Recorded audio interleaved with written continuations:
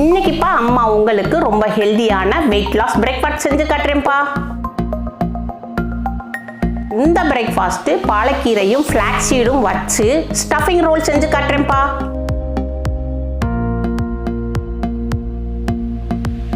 இதில் அதிகமான புரோட்டீன் இருக்குப்பா. நம்ம உடம்புல உள்ள மசில் வந்து நல்லா டைட் ஆகும், அதிக நேரம் பசிக்காது, பசியும் தாங்கும், வெயிட் லாஸ்க்கும் ரொம்ப ஹெல்ப் பண்ணும்ப்பா. வாங்க எப்படி செய்யலான்னு பார்ப்போம்.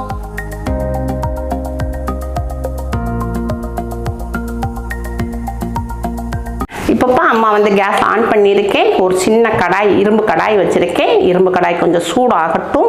இரும்பு கடாய் கொஞ்சம் சூடாகிருச்சு. இது வந்து ஃப்ளாக்ஸ் சீடுப்பா. நம்ம வெயிட் லாஸ்க்கு ரொம்ப நல்லா ஹெல்ப் பண்ணும். இதில் வந்து நம்ம ஒரு 1.5 ஸ்பூனு போட்டுக்குருவோம். 1.5 ஸ்பூனு ஃப்ளாக்ஸ் சீடு போட்டுக்குருவோம். ஒரு 1/4 டீஸ்பூனு சீரகம் போட்டுக்குருவோம். இப்போ நம்ம அடுப்பை மீடியத்தில் வச்சு இந்த கடாயுடைய சூட்டில் நம்ம ஃப்ளாக்ஸ் சீடையும் சீரகத்தையும் லைட்டாக வறுத்துக்குருவோம். நல்லா வறுத்தாச்சு. ஃப்ளாக்ஸ் சீடுடைய வறுத்த மணம் வருது, நல்லா வெடிக்க ஆரம்பிச்சிருச்சு. இப்போ நம்ம இதை வந்து பிளேட்டில் மாற்றிக்கிடுவோம். இப்போ ஒரு பாத்திரம் வச்சுருக்கோம். பாத்திரத்தில் நல்லா 1 கிளாஸ் தண்ணி ஊற்றிக்கிடுவோம். இப்போ தண்ணி கொஞ்சம் சூடாகட்டும். நல்லா சூடாகி பப்பிள் சூட போகுது. இப்போப்பா அம்மா வந்து பாலக்கீரை எடுத்திருக்கேன். பாலக்கீரையை நல்லா வாஷ் பண்ணி வச்சுருக்கிறேன். இப்போ இது நான் ஒரு கட்டு வாங்கினேன், அதில் பாதி இதை எடுத்து நான் இப்போ இந்த இதில் முக்கிக்கிடுவோம். ஏன்னா பாலக்கீரை வந்து நம்ம வந்து இப்படியே பச்சையாக அது செஞ்சோம்னாலுக்கு அந்த கீரையுடைய ஸ்மெல் வரும். அதனால் நம்ம வந்து இந்த சுடுதண்ணிக்குள்ளே முக்கிக்கிருப்போம். நம்ம வந்து கேஸ் ஆஃப் பண்ணிடுவோம். தண்ணி சூடானோடையும் கேஸ் ஆஃப் பண்ணிடணும். இந்த பாலக்கீரைவுடைய இந்த சுடுதண்ணியில் நம்ம முக்கிட்டோம்னா நம்மளுக்கு வந்து பாலக்கீரைவுடைய சத்தும் போகாது, நல்ல ஒரு கலரும் கிடைக்கும். நல்ல க்ரீன் கலராக நேச்சுரலாக கிடைக்கும். போட்டு ஒரு 2 நிமிஷம் மட்டும் அந்த சுடுதண்ணியில் வச்சுருக்கணும். இப்போ இந்த பவுல் இருக்குப்பா, அந்த பவுலில் கொஞ்சம் நம்ம நார்மல் பச்சை தண்ணி ஊற்றிக்கிடுவோம். இப்போ இதை எடுத்து ரொம்ப நேரம் வைக்கக்கூடாது. நம்ம சுடுதண்ணியில் அது முங்குற அளவுக்கு போட்டு எடுத்துடணும். இப்போ இதை வந்து பச்சை தண்ணியில் போட்டுருவோம். ஃப்ளாக்ஸ் சீடும் சீரகத்தையும் நம்ம வறுத்துருந்தோம். இப்போ இதை வந்து நம்ம மிக்ஸி ஜாரில் போட்டுக்குருவோம். மூடி போட்டுருவோம். பவுடராக்கி கொண்டு வரேன். இப்போப்பா அம்மா வந்து ஃப்ளாக்ஸ் சீடையும் சீரகத்தையும் அடித்து கொண்டு வந்திருக்கேன். ஒரு 2 சுற்று சுற்றினா இப்படி பவுடர் ஆயிரும். இது இப்படியே இருக்கட்டும். வந்து மிக்ஸி ஜார் எடுத்திருக்கேன். இது வந்து கடலை மாவில் அதிகமான புரோட்டீன் இருக்குது. வெயிட் லாஸுக்கும் நல்லா ஹெல்ப் பண்ணும். இது வந்து அளவு வந்து 100 கிராம் அளவு. இதில் ஒரு 75 கிராம் எடுத்துக்கிடுவோம், பாதி 3/4 கப்பு. இப்போ நம்ம 75 கிராமு கடலை மாவு எடுத்துக்கிட்டோம். இதை வந்து மிக்ஸி ஜாரில் போட்டுக்கிடுவோம். அப்போ இது வந்து நம்ம பாலக்கீரையை தண்ணியில் போட்டிருந்தோம். இப்போ இதையும் எடுத்து நல்லா தண்ணியை நீர்க்க வச்சுட்டு இந்த காம்பை எடுத்துருவோம்.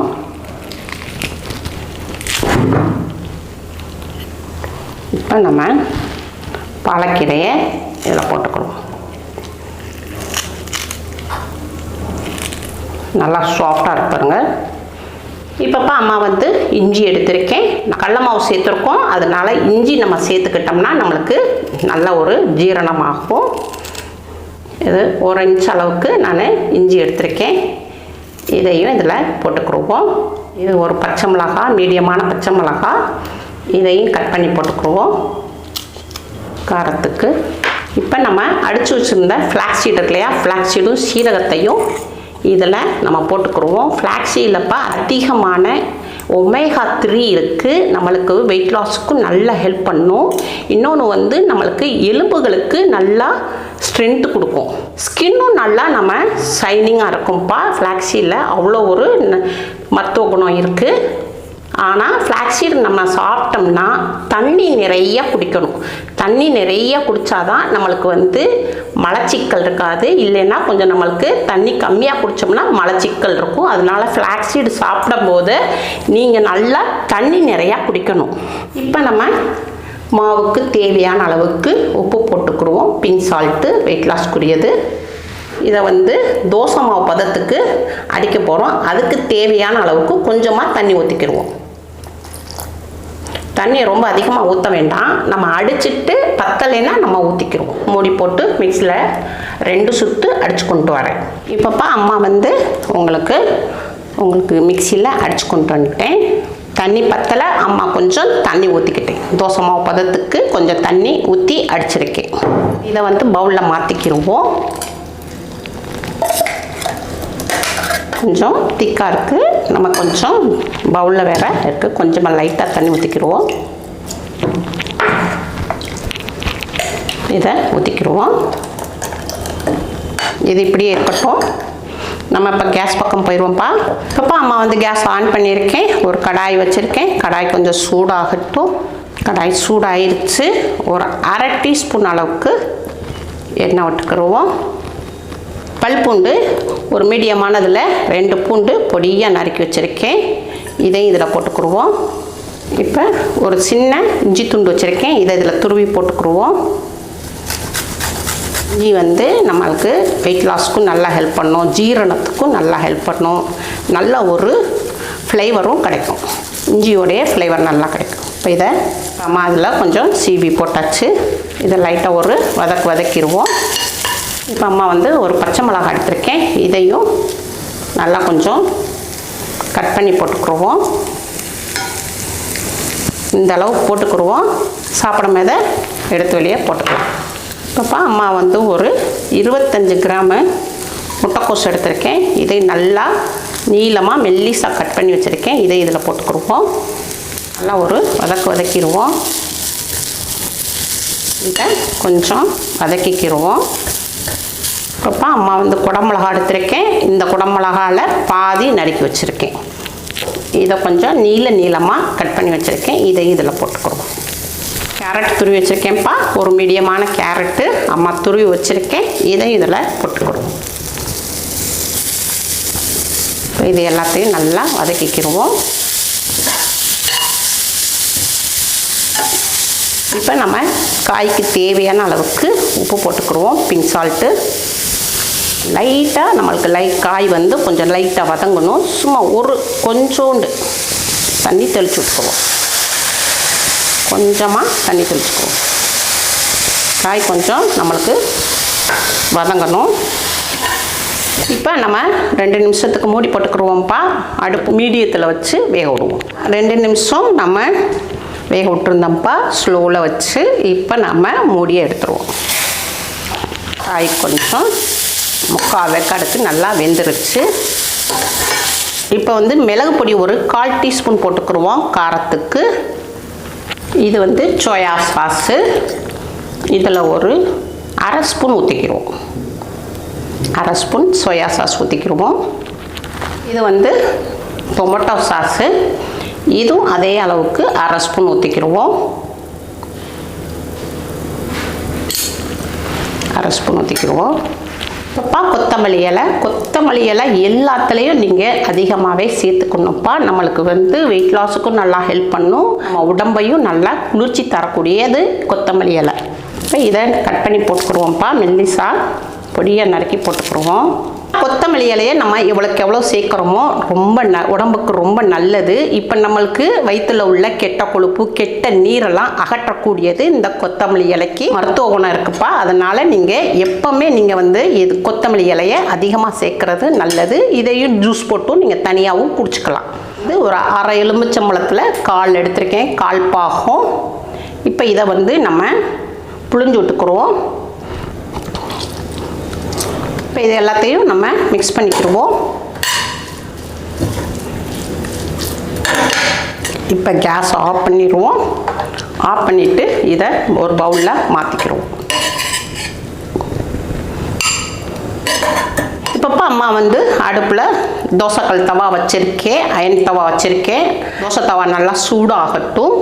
தோசை தவா சூடாயிடுச்சுப்பா. நம்ம எண்ணெய் துணியை வச்சு தோசை தவாவை தடவிக்கிடுவோம். பாலக்கீரையும் ஃப்ளாக்ஸ் சீடும் போட்ட அரைச்சி வச்ச மாவு எடுத்துக்கிடுவோம். இப்போ இதில் வந்து நம்ம ஊற்றிக்கிடுவோம்.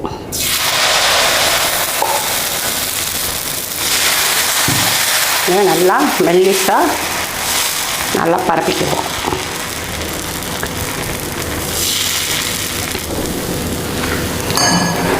நல்லா கொஞ்சம் வேகட்டும், 2 நிமிஷத்துக்கு நல்லா வேகட்டும். நல்லா வெந்துருச்சு, மேலே ஃபுல்லாக நல்லா வெந்துருச்சு. இதை வந்து நம்ம மெதுவாக இப்படி கொடுத்து லைட்டாக நம்ம மேலே எம்பிக்கிடணும். அப்போ தான் உங்களுக்கு கீழே ஒட்டி இருக்கும், இல்லாட்டா பிஞ்சிரும். இப்போ திருப்பி போட்டுருவோம். திருப்பி போட்ட பக்கமும் 2 நிமிஷத்துக்கு வேகட்டும். இப்போ 2 நிமிஷம் நல்லா வெந்துருச்சு. இப்போ நம்ம வந்து இதை வந்து பிளேட்டில் மாற்றிக்கிடுவோம்.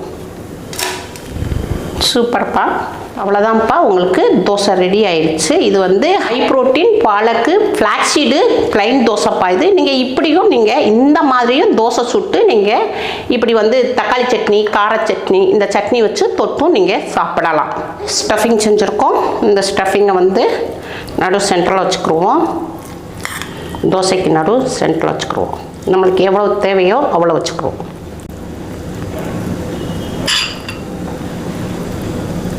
இப்போ நம்ம இப்படி நீளமாக வச்சுக்கிடுவோம்ப்பா. இப்போ வந்து இதை வந்து இப்படி கொண்டு போய்க்கிடுவோம். இதை நல்லா பிடிச்சிக்கணும். பிடிச்சி இந்த மாதிரி சுருட்டிடுவோம்.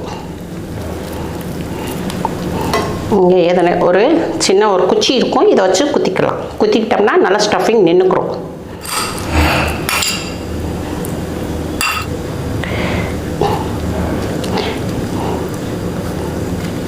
இந்த மாதிரி மடிச்சுக்கோங்க. இதை வச்சுக்கோங்க, இதை இந்த பக்கம் வச்சுக்கோங்க.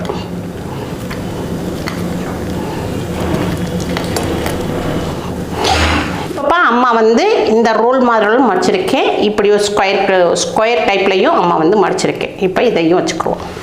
இப்படி வந்து கத்தியை வச்சு ஸ்டஃபிங் பக்கம் நம்ம கட் பண்ணிக்கிடுவோம்.